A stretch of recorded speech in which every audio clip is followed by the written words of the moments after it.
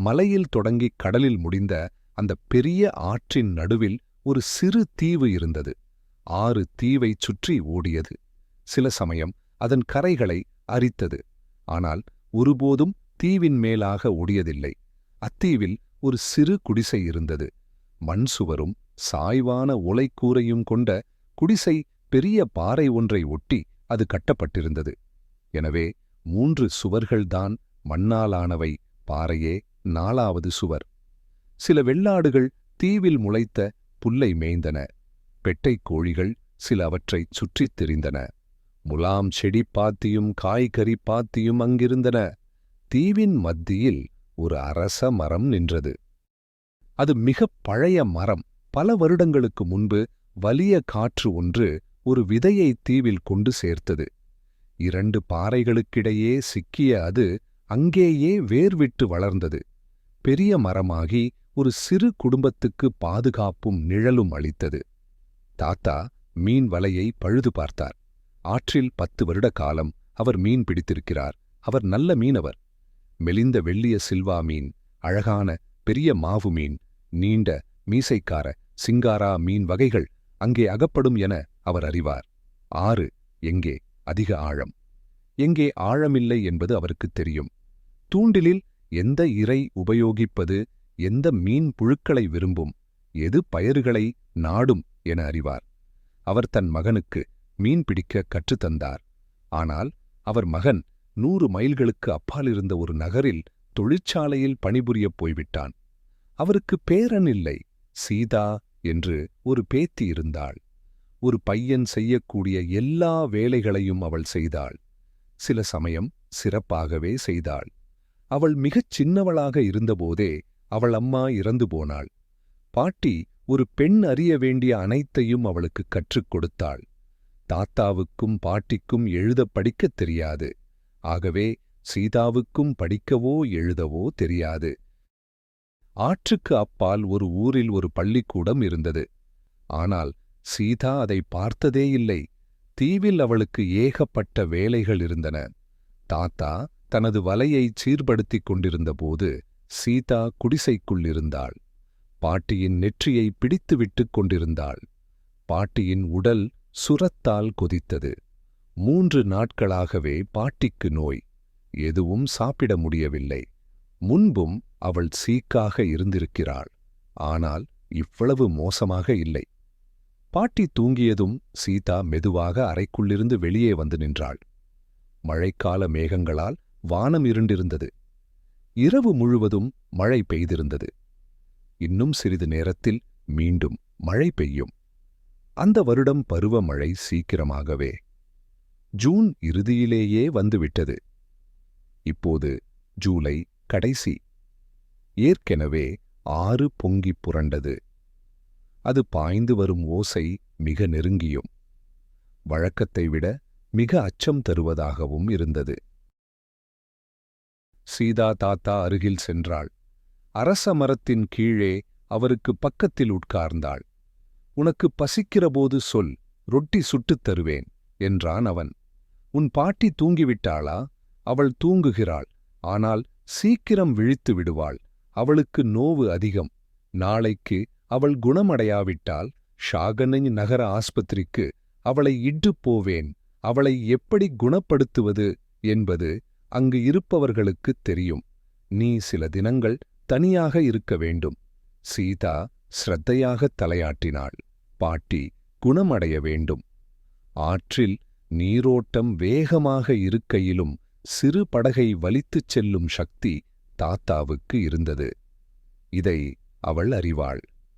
வீட்டில் உள்ள தங்கள் சிறிது உடைமைகளை கண்காணிக்க யாராவது ஒருவர் அங்கு இருந்தாக வேண்டும். தனித்து இருப்பதற்கு சீதா அஞ்சவில்லை. ஆனால் ஆற்றின் போக்கு அவளுக்கு பிடிக்கவில்லை. அன்று காலை தண்ணீர் எடுத்து வரப்போனபோது ஆற்றில் தண்ணீர் அதிகரித்திருந்ததை அவள் கவனித்தாள். வழக்கமாய் பறவைகளின் எச்சங்கள், சிதறிக் கிடக்கும் பாறைகள் திடீரென்று மறைந்துவிட்டன. தாத்தா, ஆறு பெருகி வந்தால் நான் என்ன செய்வேன்? மேடான பகுதியில் நின்று கொள். மேட்டுப் பகுதிக்கும் தண்ணீர் வந்துவிட்டால் கோழிகளை குடிசைக்குள் கொண்டு போ. நீயும் உள்ளேயே இரு. குடிசைக்குள் தண்ணீர் வந்தால் அரசமரத்தின் மேலே ஏறு. அது வலிமையான மரம், கீழே விழாது. தண்ணீரும் அவ்வளவு உயரம் வராது. ஆடுகள் தாத்தா? ஆடுகளை நான் கொண்டு போவேன். சீதா, அவற்றை விற்க நேரலாம். உன் பாட்டிக்கு உணவுக்கும் மருத்துக்கும் செலவு பண்ண. கோழிகளை அவசியப்பட்டால் கூரை மேலே விட்டுவை. ஆனால் அதிகமாக கவலைப்படாதே, தண்ணீர் அவ்வளவு அதிகம் வராது என்று அவர் சீதாவின் தலையை தடவிக் கொடுத்தார். அன்று மாலை மீண்டும் மழை பெய்தது. பெரிய பெரிய துளிகள் ஆற்றின் பரப்பை வகுப்படுத்தின. ஆனால் கதகதப்பான மழை. சீதா அதில் சஞ்சரித்தாள். நனைவது பற்றி அவள் பயப்படவில்லை. அது அவளுக்கு பிடித்திருந்தது. குடிசைக்குள் புழுக்கமாக இருந்தது. அடுப்புத் தீயின் வெப்பத்தில் அவளுடைய மெல்லிய ஆடை சீக்கிரம் உலர்ந்துவிடும். அவள் கொட்டுகிற மழையில் திரிந்து கோழிகளை துரத்தி குடிசைக்குப் பின்னால் இருந்த ஒரு கூண்டுக்குள் அடைத்தாள். தீங்கற்ற கபில நிறப்பாம்பு ஒன்று வளைக்குள் வெள்ளம் புகுந்ததால் வெளிப்பட்டு திறந்த வெளியில் ஓடியது. சீதா ஒரு கம்பை எடுத்து பாம்பை துவாக்கி பாறைக் குவியல்களுக்கு இடையில் போட்டாள். பாம்புகளிடம் அவளுக்கு விரோதம் இல்லை. அவை எலிகளும் தவளைகளும் பெருகிவிடாது தடுத்தன. முடிவில் சீதா குடிசைக்குள் போனபோது அவளுக்கு பசித்தது. வறுத்த பயரை அவள் தின்றாள். சிறிது ஆட்டுப்பாலைக் காய்ச்சினாள். பாட்டி ஒரு தரம் கண் விழித்தாள். தண்ணீர் கேட்டாள். தாத்தா பித்தளைத் தம்ளரில் நீர் கொடுத்தார். இரவு முழுவதும் மழை பெய்தது. கூரை ஒழுகியது. தரையில் சிறிது நீர் தேங்கி நின்றது. தாத்தா மண்ணெண்ணெய் விளக்கை எரிய விட்டிருந்தார். அவர்களுக்கு வெளிச்சம் தேவையில்லை. இருப்பினும் அது பாதுகாப்பாக தோன்றியது. ஆற்றின் ஒசை சதா அவர்களோடுதான் இருந்தது. ஆயினும் அதை அவர்கள் கவனிப்பதில்லை. ஆனால் அன்று இரவு அதன் ஒசையில் ஒரு மாற்றம் தெரிந்தது. ஒரு புலம்பல் போல, நெட்டை மரங்களின் உச்சியில் காற்று சரசரப்பது போல் ஏதோ ஒன்று. பாறைகளைச் சுற்றி ஒடி சிறு கற்களை அடித்துச் செல்கையில் ஒரு வேக இரைச்சல் எழுந்தது. சில சமயம் மண் சரிந்து நீருக்குள் விழுந்தபோது பேரோசை கேட்டது. சீதாவால் தூங்க முடியவில்லை. கூரையின் சிறு வெளியின் ஊடாக விடிவின் ஒளி எட்டிப் பார்த்ததுமே அவள் எழுந்து வெளியே போனாள். பெரும் மழை இல்லை, துவாரிக் கொண்டிருந்தது. ஆனால் நாட்கணக்கில் சிணுங்கக்கூடிய தூறல் அது. மலைகளில் ஆறு தொடங்கும் இடத்தில் கனத்த மழை பெய்து கொண்டிருக்கும் என்று தோன்றியது. சீதா தண்ணீர் ஓரத்துக்குப் போனாள். அவளுக்கு பிரியமான பாறை தென்படவில்லை. அதன் மீது அவள் அடிக்கடி உட்கார்ந்து கால்களை தொங்கவிட்டு நீரை அலந்து நீந்திச் செல்லும் சிறு சில்வா மீன்களை வேடிக்கை பார்ப்பதுண்டு. பாறை இப்பவும் அங்குதான் இருந்தது, சந்தேகமில்லை. ஆனால் ஆறு அதுக்கு மேல் ஓடியது. அவள் மணலில் நின்றாள். அவளது பாதங்களுக்கு அடியில் நீர் சுரந்து குமிழியிடுவதை அவள் உணர முடிந்தது. சூரியன் உதயமாகும் வேளையில் தாத்தா படகை ஒட்டிச் சென்றார். பாட்டி படகின் முன்பகுதியில் படுத்திருந்தாள். அவள் சீதாவை உறுத்துப் பார்த்தாள். ஏதோ சொல்ல முயன்றாள். ஆனால் வார்த்தை வரவில்லை. கையை உயர்த்தி ஆசியளித்தாள். சீதா குனிந்து பாட்டியின் பாதங்களைத் தொட்டாள். உடனே தாத்தா படகை வலித்தார். அந்தச் சிறு படகு 2 முதியவர்களோடும் 3 ஆடுகளுடனும் ஆற்றின் மேலே வேகமாக நகர்ந்து மறுகரை நோக்கி முன்னேறியது. நீர்மீது துள்ளிச் சென்ற படகு சிறிது சிறிதாகி முடிவில் விசாலமான ஆற்றின் மேலே ஒரு புள்ளி எனத் தோன்றியது. திடீரென்று சீதா தனிமையில் விடப்பட்டாள். காற்று வீசியது. அது மழைத் துளிகளை அவள் முகத்தில் அறைந்தது. தண்ணீர் தீவைக் கடந்து பாய்ந்து சென்றது. அது மழையினால் மறைக்கப்பட்டது. சிறு குடிசை இருந்தது, மரமும் இருந்தது. அவள் சுறுசுறுப்பானாள். கோழிகளுக்கு தீனி போட வேண்டும். அவை தீனி தவிர வேறு எதைப் பற்றியும் கவலைப்படுவதில்லை. சிறிது தானியம், உருளைக்கிழங்குத் தோல், வேர்க்கடலைத் தோல் ஆகியவற்றை அவள் அவற்றிடம் வீசினாள். பிறகு அவள் துடைப்பம் எடுத்து குடிசையை பெருக்கினாள். கரி அடுப்பை பற்ற வைத்தாள். நாளை பால் இருக்காது என்று நினைத்தாள். மலைகளிலிருந்து இடி உருண்டு இறங்கியது. சீதா நெடுநேரம் உள்ளே இருக்க முடியவில்லை. வெளியே போனாள். ஆற்றை ஊடுருவி பார்த்தாள். இப்போது அது அதிக அகலமாகத் தோன்றியது. அது கரைகளைத் தாண்டி சமவெளியினூடே வெகு தூரம் பரவியிருந்தது. வெகு தூரத்தில் மக்கள் நீர் நிறைந்த வெள்ளம் பரவிய வயல்கள் ஊடாக தங்கள் மாடுகளை ஓட்டிச் சென்றார்கள். தங்கள் உடைமைகளை மூட்டை கட்டித் தலைகளில் தோள்களில் சுமந்தபடி தங்கள் வீடுகளை விடுத்து மேட்டு நிலம் தேடிப் போனார்கள். எங்கும் தண்ணீர் மையம், உலகமே ஒரு பெரிய ஆறு ஆகிவிட்டது. ஆற்றின் வனப்பகுதியில் நின்ற மரங்கள் கூட நீரிலேயே முளைத்தெழுந்த சதுப்பு நில மரங்கள் போல் தோன்றின. சிறிது நேரத்தில் மரப்பலகைகள், சிறு மரங்கள், செடிகள், மரக்கட்டில் முதலியன தீவை கடந்து மிதந்து செல்வதைக் கண்டாள். சீதாவின் பயம் அதிகமானது. அவள் தனக்கு உணவு தயாரித்துக் கொள்ளத் தீர்மானித்தாள். வெளியே பார்த்தபோது பாறைகளிடையே நீர் தேங்கிக் கிடப்பதைக் கண்டாள். அது மழைத்தண்ணீரா, ஆற்றுப்பெருக்கா என்று தெரியவில்லை. அவளுக்கு ஒரு எண்ணம் எழுந்தது. அறையின் ஒரு மூலையில் பெரிய தகரப் பெட்டி இருந்தது. அது சீதாவின் அம்மாவுக்கு உரியது. பயனுள்ள மற்றும் மதிப்புள்ள பொருள்களை அதில் திணித்து அதை கனமாக்கிவிட்டால், ஆறு தீவுக்குள் வந்துவிட்டாலும் கூட அது அடித்துச் செல்லாமல் இருக்கும். தாத்தாவின் ஹூக்காவை பெட்டிக்குள் போட்டாள். பாட்டியின் கைத்தடியையும் போட்டாள். அப்படியே பருப்பு, மசாலா வகைகள் கொண்ட சிறு சிறு டின்கள் பலவும் வைத்தாள்.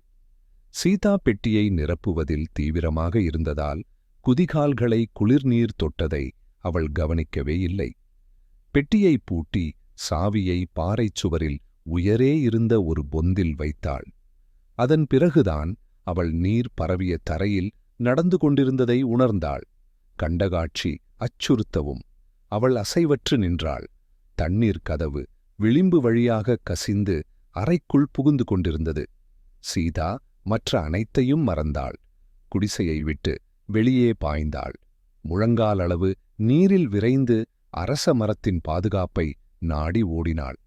அந்த மரம் மட்டும் அங்கே இல்லையென்றால் அவள் ஆழமான தண்ணீரில் ஆற்றுக்குள் தவறி விழுந்திருப்பாள். மரத்தின் உறுதியான கிளைகளின் மீது அவள் வேகமாக ஏறினாள். பழக்கமான ஒரு கிளை மீது பாதுகாப்பாக அமர்ந்தாள். கண்ணில் விழுந்து மறைத்த கூந்தலை ஒதுக்கிவிட்டாள். அவசரமாக வந்ததற்காக அவள் சந்தோஷப்பட்டாள். இப்போது குடிசையை நீர் சூழ்ந்து கொண்டது. தீவின் மேட்டுப் பகுதிகள் மட்டுமே பார்வையில் பட்டன. கோழிகள் குடிசையை விட்டு வெளியே வரவில்லை. அநேகமாக அவை பரன் மேலே ஏறியிருக்கும். அலுமினிய கெட்டில், பிரம்பு, நாற்காலி, பல்பொடி டப்பா, காலியான சிகரெட் பெட்டி, மரக்காலணி, பிளாஸ்டிக் பொம்மை போன்றவை நீரில் மிதந்து சென்றன. தண்ணீர் மேலும் உயர்ந்திருந்தது. தீவு வேகமாக மறைந்து கொண்டிருந்தது. ஏதோ ஒன்று குடிசைக்குள்ளிருந்து மிதந்து வெளிப்பட்டது. அது ஒரு காலி மண்ணெண்ணெய் டப்பா. கோழி ஒன்று அதன் மேலே நின்றது. டப்பா தண்ணீரில் ஆடி அசைந்தபடி மரத்துக்குப் பக்கத்திலேயே வந்தது. நீரோட்டத்தில் சிக்கி ஆற்றோடு இழுத்துச் செல்லப்பட்டது.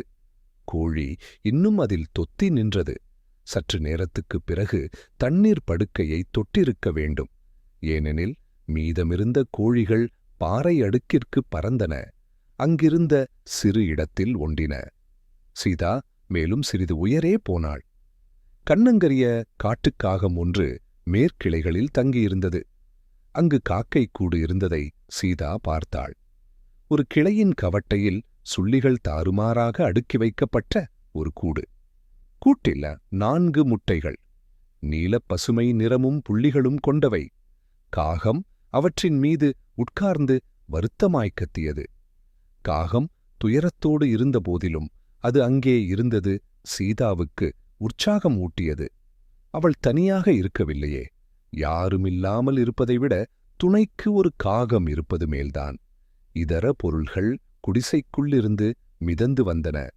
பெரிய பூசணிக்காய், தாத்தாவுக்குச் சொந்தமான சிவப்புத் தலைப்பாகை.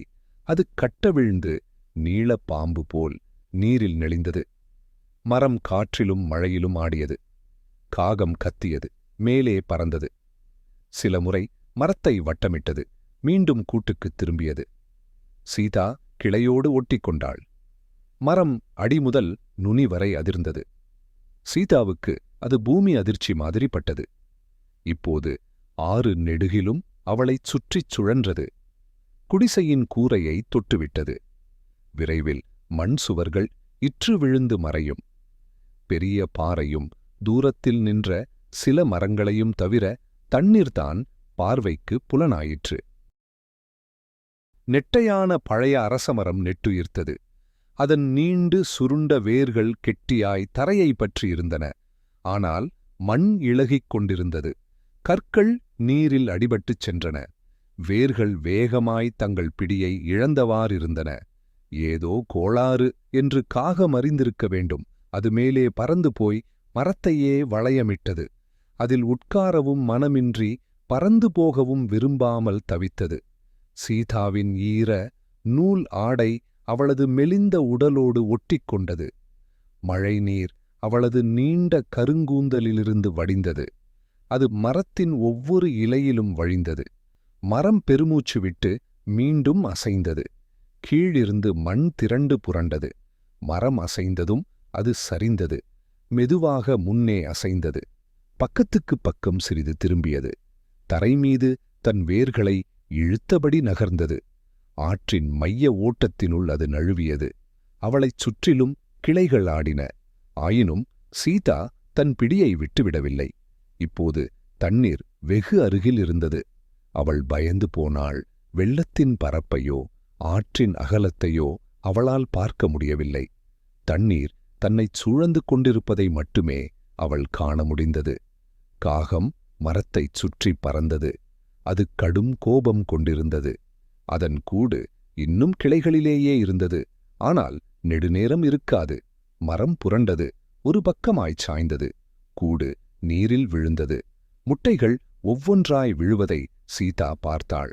காகம் நீருக்கு மேலே தனிவாய் பறந்தது. ஆனாலும் அது செய்வதற்கு ஒன்றுமில்லை. சில நொடிகளில் கூடு மறைந்துவிட்டது. பறவை சற்று தூரம் மரத்தைத் தொடர்ந்தது. அதில் ஏதேனும் தங்கியிருக்கும் என்று அது எண்ணியது போலும். பிறகு சிறகுகளை அடித்தபடி அது ஆகாயத்தில் மேலெழும்பி ஆற்றைக் கடந்து பறந்து மறைந்தது. சீதா மீண்டும் தனிமைப்பட்டாள். ஆனால் தனிமையை உணர அவளுக்கு நேரமில்லை. எல்லாம் ஆட்டத்தில் இருந்தது. மேலும் கீழுமாய் பக்கவாட்டிலும் முன்னேயுமாய். விரைவில் மரம் குப்புறக் கவிழும். நான் தண்ணீரில் விழுவேன் என்று அவள் நினைத்தாள். தூரத்தில் வெள்ளத்தில் சிக்கிய ஒரு ஊரையும் ஆட்கள் படகுகளில் செல்வதையும் அவள் பார்த்தாள். ஆனால் அவர்கள் வெகு தொலைவில் இருந்தார்கள். அதன் பெரிய அளவு காரணமாக அந்த மரம் ஆற்றில் வெகு வேகமாய் நகரவில்லை. சில சமயம் ஆழமில்லாத நீரில் போனபோது அதன் வேர்கள் பாறைகளில் மாட்டிக்கொள்ள அது நின்றது. ஆனால் நெடுநேரம் அல்ல. ஆற்றின் ஓட்டம் அதை விரைவில் அடிந்து சென்றது. ஒரு இடத்தில் ஆற்றின் ஒரு வளைவில் மரம் ஒரு மணல் மேட்டில் தட்டி நின்றுவிட்டது. சீதா மிகக் களைத்திருந்தாள். அவள் புஜங்கள் வலித்தன. அவள் நேராக நிமிர்ந்திருக்கவில்லை. மரம் பெரும்பாலும் ஒரு பக்கமாய் சாய்ந்திருந்ததால் அவள் கீழே விழாமல் இருப்பதற்காக கிளையை இறுகப்பற்றிக் கிடக்க நேர்ந்தது. மழை இன்னும் பெய்தது. அப்போதுதான் யாரோ கூப்பிடுவதை சீதா கேட்டாள். நதியின் முன்புறம் பார்ப்பதற்காக அவள் கழுத்தை வளைத்தாள். தன்னை நோக்கி ஒரு சிறு படகு வருவதை அவள் புரிந்து கொள்ள முடிந்தது. அந்த படகில் ஒரு பையன் இருந்தான். அவன் படகை மரத்துக்கு அருகில் கொண்டு வந்தான். ஊன்றுவதற்காக ஒரு கையால் கிளைகளில் ஒன்றை பிடித்தபடி மறு கையை சீதாவிடம் நீட்டினான். அவள் அவன் கையைப் பற்றி படகுக்குள் நழுவினாள். அவன் தன் காலை அடிமரத்தில் ஊன்றி படகைத் தள்ளினான். சின்ன படகு ஆற்றோடு வேகமாய்ப் போனது. பெரிய மரம் மிகப் பின்தங்கிவிட்டது. சீதா அதை மறுபடி பார்க்கவே மாட்டாள். அவள் படகில் படுத்துக் கிடந்தாள். பேச இயலாதபடி பயந்திருந்தாள். பையன் அவளைப் பார்த்தான். ஆனால் ஒன்றும் சொல்லவில்லை. அவன் புன்னகை புரியவுமில்லை. அவன் தனது இரு சிறிய துடுப்புகள் மீதும் கவிழ்ந்து படகு நடு ஆற்றுக்குப் போய்விடாதபடி கவனமாக நிதானமாகத் தள்ளினான். படகு வேக நீரோட்டத்தில் செல்லாது தடுப்பதற்குப் போதிய பலம் அவனுக்கில்லை. ஆனாலும் அவன் பெரிதும் முயன்றான். அவன் இறுதியில் துடுப்புகளை நிறுத்திவிட்டுச் சொன்னான், நீ தீவில்தானே வசிக்கிறாய்? சில நேரங்களில் நான் உன்னை பார்த்திருக்கிறேன். மற்றவர்கள் எங்கே? அவன் படகைச் சற்றே அதன் போக்கில் விட்டிருந்தான். ஏனெனில் ஆற்றின் அதிக விசாலமான அதிக அமைதியுள்ள பரப்பை அடைந்திருந்தான். என் பாட்டிக்கு சீக்கு, தாத்தா அவளை ஷாகஞ்சில் இருக்கும் ஆஸ்பத்திரிக்கு கூட்டிப் போயிருக்கிறார் என்று சீதா சொன்னாள். நீ எங்கிருந்து வருகிறாய் என்று கேட்டாள். ஏனெனில் அவள் அவனை இதற்கு முன் பார்த்ததே இல்லை. மலையடிவாரத்தில் ஒரு ஊரில் வெள்ளம் புகுந்துவிட்டது என்பதை ஆற்றின் அக்கரையில் இருப்பவர்களிடம் சொல்வதற்காக நான் என் படகில் வந்தேன். ஆனால் நீரின் வேகம் வெகு அதிகம். அது என்னை உன் தீவுக்கு அருகாக இழுத்து வந்தது. நாம் ஆற்றுடன் போராட முடியாது. அது நம்மை எங்கே எடுத்துச் செல்கிறதோ அங்கே போக வேண்டியதுதான். அவன் ஒரு துடுப்பை பற்றியிருந்தான். மறுகையால் இருப்பிடத்தின் கீழே துழாவினான். அங்கு சிறு கூடை இருந்தது. அதிலிருந்து 2 மாம்பழங்கள் எடுத்தான். ஒன்றை சீதாவுக்குக் கொடுத்தான். பழுத்து சதையோடிருந்த மாம்பழங்களை அவர்கள் கடித்துச் சுவைத்தார்கள். பற்களால் தோலை அகற்றினார்கள். இனிய சாறு அவர்கள் மோவாய் வழியே சொட்டியது. பழத்தின் வாசனை ரம்மியமாக இருந்தது. சீதா மாம்பழம் தின்று 1 வருடத்துக்கு மேலாகி இருந்தது. சில கணங்கள் அவள் ஆற்றை மறந்திருந்தாள். மாம்பழத்தில் பூரணமாக லயித்து விட்டாள். படகு மிதந்து சென்றது. ஆனால் முன்போல் வேகமாக அல்ல. மலைப்பக்கமிருந்து தள்ளிப் போகப் போக ஆறு தனது சக்தியையும் சீற்றத்தையும் அதிகம் இழந்துவிட்டது. என் பெயர் கிருஷ்ணன் என்றான் பையன். என் அப்பா நிறைய பசுக்களும் எருமைகளும் வைத்திருக்கிறார். ஆனால் பல வெள்ளத்தோடு போய்விட்டன. நீ பள்ளிக்கூடம் போகிறாயா என்று சீதா கேட்டாள். ஆமாம், நான் பள்ளிக்கூடம் போவது உண்டு. எங்கள் ஊருக்கு அருகில் ஒன்று இருக்கிறது. நீ பள்ளிக்குப் போக வேண்டுமா? இல்லை, எனக்கு வீட்டில் வேலை மிக அதிகம். அவள் வீட்டுக்கு ஆசைப்பட்டு பயனில்லை. இனி அங்கே வீடு எதுவும் இருக்காது.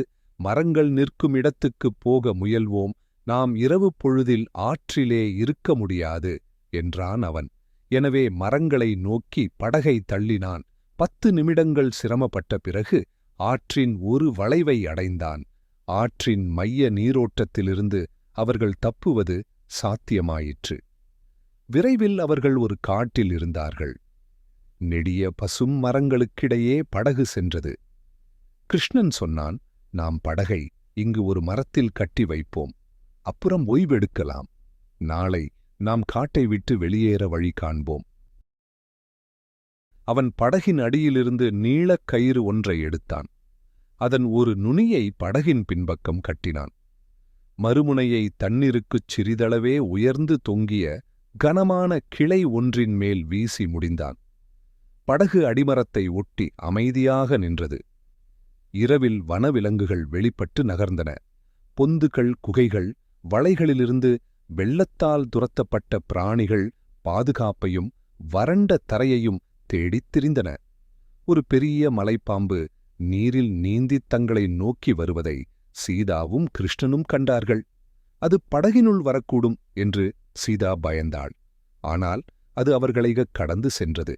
தலை நீருக்கு மேலிருக்க அதன் பெரிய நீண்ட பகுதி பின்னே இழுபட நீந்திய அது கரும் நிழல்களிடையே மறைந்தது. ஒரு பெரிய சாம்பர் மான் தண்ணீரைச் சிதறியடித்து வந்தது.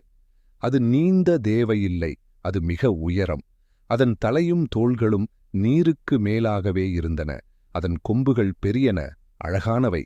இதர மிருகங்களும் வரும், புலி கூட வரும். நாம் மரத்தின் மேல் ஏறிக்கொள்ளலாமா என்று சீதா கேட்டாள். படகில் நாம் பத்திரமாக இருப்போம். நீ படுத்துத் துவாங்கு, நான் காவல் காப்பேன் என்று கிருஷ்ணன் சொன்னான். சீதா படகில் படுத்துக் கண்களை மூடினாள். படகின் புறங்களில் தட்டிச் சென்ற நீரின் ஓசை அவளை தாலாற்றி விரைவில் உறங்க வைத்தது. ஒரு சமயம் ஏதோ ஒரு பறவை தலைக்கு மேலே கூவியபோது அவள் கண்விழித்தாள். தலையைத் தூக்கிப் பார்த்தாள். கிருஷ்ணன் விழிப்போடிருந்தான். படகின் முன்புறமிருந்த அவன் அவளுக்கு நம்பிக்கை தரும் விதத்தில் முறுவலித்தான். கிருஷ்ணன் படகின் அடிபாகத்தில் படுத்துத் தூங்கினான். மேல் நோக்கிய அவன் முகத்தில் ஒரு இலை விழுந்தது. அது அவனை எழுப்பவில்லை. அவன் கன்னத்தின் மேல் அது கிடந்தது, அங்கேயே முளைத்திருந்தது போல. முடிவாக அவன் கண் விழித்தான், கொட்டாவி விட்டான். சோம்பல் முறித்தான். சீதாவின் பக்கத்தில் உட்கார்ந்தான். தண்ணீர் மேலும் அதிகரிக்கவில்லை. ஆனால் எனக்கு பசிக்கிறது என்று கூறினான். எனக்கும் தான் என்றாள் சீதா. அவன் கடைசியாக இருந்த 2 மாம்பழங்களை எடுத்து கூடையை காலி செய்தான். கடைசி மாம்பழங்கள் என்றான். தின்று முடித்ததும் கிருஷ்ணன் படகை மரங்களினூடாகச் செலுத்தினான். வெள்ளம் நிறைந்த காட்டில் சுமார் 1 மணி நேரம் அவர்கள் மிதந்து சென்றார்கள். மழையில் குளித்த மரங்களின் கிளைகளிலிருந்து அவர்கள் மீது நீர் சொட்டியது. சில கொடிகளையும் கிளைகளையும் அவர்கள் துடுப்புகளினால் தள்ள நேரிட்டது. சிலவேளை நீரில் மூழ்கியிருந்த செடிகள் அவர்களைத் தடுத்தன. ஆயினும் மதியத்துக்கு முன் அவர்கள் காட்டை விட்டு வெளியேறினார்கள். தொலைவில் ஒரு ஊர் தெரிந்தது. அது மேட்டின் மீதிருந்தது. அவர்கள் வெள்ளம் பரவிய வயல்கள் மீது படகில் போனார்கள். வரவர ஆழம் குறைந்தது. அந்த கிராமத்தின் மக்கள் அன்புடன் உதவினர். சீதாவுக்கும் கிருஷ்ணனுக்கும் உணவும் பாதுகாப்பும் தந்தார்கள். சீதா தன் தாத்தாவையும் பாட்டியையும் காண தவித்தாள். ஷாகன்ய நகருக்கு வேலையாகச் செல்விருந்த ஒரு முதிய விவசாயி அவளை தன்னுடன் கூட்டிச் செல்விருந்தான். கிருஷ்ணனும் தன்னோடு வருவான் என அவள் நம்பினாள். ஆனால் அவன் கிராமத்தில் காத்திருப்பதாகக் கூறினான். மற்றும் பலர் அங்கு வருவார்கள். அவர்களிடையே தன் சொந்தக்காரர்களும் இருப்பர் என அவன் அறிவான். இனி உனக்கு கஷ்டமில்லை. உன் தாத்தாவை நீ சீக்கிரமே கண்டாக வேண்டும். இன்னும் 2-3 நாட்களில் தண்ணீர் வற்றிவிடும். நீங்கள் தீவுக்குத் திரும்பிவிடலாம் என்று அவன் சொன்னான். அந்தத் தீவு அங்கே இருந்தால் என்றாள் சீதா. விவசாயியின் மாட்டு வண்டியில் அவள் ஏறியதும் அவளிடம் கிருஷ்ணன் ஒரு புல்லாங்குழல் கொடுத்தான். இதை எனக்காக வைத்திரு. இதைப் பெற ஒரு நாள் நான் வருவேன் என்றான். அவள் தயங்குவதைக் கண்டதும் அவன் சொன்னான், இது ஒரு நல்ல குழல். மாட்டு வண்டி மெதுவாகத்தான் போயிற்று. கிராமத்து சாலைகள் பெரும்பாலும் அழிந்திருந்தன. வண்டிச் சக்கரங்கள் சேற்றில் சிக்குண்டன. குடியானவனும் அவன் பெரிய மகனும் சீதாவும் அடிக்கடி கீழே இறங்கி கிரீச்சிடும் பெரிய மரச்சக்கரங்களை மேலே தூக்கித் தள்ளிவிட நேரிட்டது. காளைகள் உடல் முழுதும் சேறு தெரித்திருந்தது. சீதாவின் கால்களிலும் அது அப்பியிருந்தது. ஒரு பகலும் ஒரு இரவும் வண்டியில் பயணம் செய்து அவர்கள் ஷாகன்யை அடைந்தார்கள். அதற்குள் சீதா அடையாளம் தெரியாதபடி மாறியிருந்தாள். சுறுசுறுப்பான சந்தை நகரின் குறுகிய கடை வீதியில் அவள் நடந்தாள். தாத்தா அவளைக் கண்டு கொள்ளவில்லை. அவர் நேரே பார்த்தபடி நிமிர்ந்து நடந்து சென்றார். தூசி படிந்து தலைமுடி குலைந்து காணப்பட்ட சிறுபெண்ணை கடந்து போயிருந்திருப்பார் அவர். ஆனால் அவள் நேரே அவருடைய மெலிந்து தள்ளாடிய கால்களில் பாய்ந்து அவரை இடுப்பை வளைத்துக் கட்டிப்பிடித்தாள். அவர் தன்னிலை பெற்று மூச்சுவிடத் தொடங்கியதும் சீதா எனக் கூவினார். நீ இங்கே எப்படி வந்தாய்? ஏன் தீவை விட்டு வந்தாய்? அங்கிருந்து எப்படி வெளிப்பட்டாய்? எனக்கு ஒரே கவலை. சென்ற 2 நாட்களாக நிலைமை மோசம். பாட்டி என்று அவர் கூறும்போதே பாட்டி தங்களை விட்டுப் போய்விட்டாள் என அவள் அறிந்தாள். தாத்தாவின் வெறித்த பார்வை அவளுக்கு அதை புலப்படுத்தியது. அவள் அழ விரும்பினாள். ஆனால் தாத்தாவுக்காக அவள் தன் கண்ணீரை அடக்கிக் கொண்டாள். அவரது நரம்புகளோடிய நடுங்கும் கரங்களைப் பற்றி நெருக்கடியான தெருவில் அவரை நடத்திச் சென்றாள். வரவிருக்கும் காலத்தில் அவர் அவளையே நம்பி வாழ்வார் என்பதை அவள் அப்போதே உணர்ந்தாள். சில தினங்களுக்குப் பிறகு அவர்கள் தீவுக்குத் திரும்பினார்கள். ஆற்றில் வெள்ளமில்லை. மேலும் மழை பெய்தது. ஆனால் அபாய நிலை நீங்கிவிட்டது. தாத்தாவிடம் 2 வெள்ளாடுகள் எஞ்சியிருந்தன. ஒரு ஆட்டை விற்றதே செலவுகளுக்குப் போதுமானதாக இருந்தது. தீவிலிருந்த அரசமரம் போய்விட்டதைக் கண்டதும் அவருக்குத் தன் கண்களையே நம்ப முடியவில்லை. தீவின் கற்பாறைகளைப் போல் நிலையானதாய் தோன்றிய மரம் அது. ஆற்றைப் போலவே அதுவும் அவர்கள் வாழ்வின் ஒரு பகுதியாக இருந்தது. சீதா தப்பிப் பிழைத்ததை எண்ணி அவர் அதிசயித்தார். அந்த மரம்தான் உன்னை காப்பாற்றியது என்று அவர் சொன்னார். அந்த பையனும் என்றாள் சீதா. அந்த பையனை நினைத்தாள் அவள். திரும்பவும் அவனை பார்க்க முடியுமா என எண்ணினாள். ஆனாலும் அவள் அடிக்கடி அவனை நினைக்கவில்லை. அவள் செய்தாக வேண்டிய வேலைகள் மிக அதிகமிருந்தன. கோணிப்பைகளைக் கொண்டு அமைத்த ஒழுங்கற்ற ஒரு தடுப்பின் கீழேதான் அவர்கள் 3 இரவுகள் தூங்கினார்கள். பகலில் குடிசையை புதுப்பிக்க அவள் தாத்தாவுக்கு உதவினாள். அவள் கவனத்துடன் நிரப்பிய பெட்டி நீரால் இழுத்துச் செல்லப்படவில்லை. ஆனால் தண்ணீர் அதனுள் புகுந்திருந்தது. உணவும் துணிகளும் கெட்டுப்போயின. எனினும் தாத்தாவின் ஹல்கா சேதமுறவில்லை. மாலை வேளைகளில் வேலை முடிந்த பிறகு சீதா தயாரித்த சிற்றுண்டியை உண்டபின் அவர் பழைய திருப்தியோடு புகைப்பிடிப்பார். சீதா அரச மரம் நின்ற அதே இடத்தில் ஒரு மாங்கொட்டையை விதைத்தாள். அது முளைத்து பெரிய மரமாக வளர அநேக வருடங்களாகும். ஆனாலும் அதன் கிளைகளில் அமர்ந்து அதன் பழங்களை அவள் தின்று மகிழும் ஒரு நாளை சீதா கற்பனை செய்து கழித்தாள். மெதுவாக மழை ஓய்ந்தது. கிராமங்களில் மக்கள் மறுபடியும் நிலத்தை உழுது குளிர்காலத்திற்கான புதிய பயிர்களை நடத் தொடங்கினார்கள். மாட்டுச் சந்தைகளும் குத்துச்சண்டைகளும் நடந்தன. பகல் நேரங்கள் வெப்பத்தோடு புழுக்கமாயிருந்தன. ஆற்றில் தண்ணீர் கலங்கலாக இல்லை. ஒரு மாலையில் தாத்தா பெரிய மீனை பிடித்தார். சீதா அதை ருசியான கறியாக ஆக்கினாள். தாத்தா குடிசைக்கு வெளியே புகைப்பிடித்துக் கொண்டிருந்தார். சீதா தீவின் கடைக்கோடியில் பாறைகள் மீது துணிகளை உலர்த்தியவாறு இருந்தாள். அவளுக்குப் பின்னால் மெல்லிய காலடி ஓசை எழுந்தது. அவள் திரும்பிப் பார்த்தாள். அங்கே கிருஷ்ணன் சிரித்தபடி நின்றான். "நீ வரவே மாட்டாய் என்று நினைத்தேன்" என்றாள் சீதா. "எங்கள் ஊரில் நிறைய வேலை இருந்தது. என் புல்லாங்குழலை நீ வைத்திருக்கிறாயா?" "ஆமாம், ஆனால் நான் அதை சரியாக வாசிக்க முடியவில்லை. நான் உனக்கு கற்றுத் தருவேன்" என்று கிருஷ்ணன் கூறினான். அவன் அவள் அருகில் அமர்ந்தான். இருவரும் தங்கள் கால்களை நீரில் நனைத்தார்கள். தண்ணீர் இப்போது தெளிவாக இருந்தது. அதில் நீல வானம் பிரதிபலித்தது.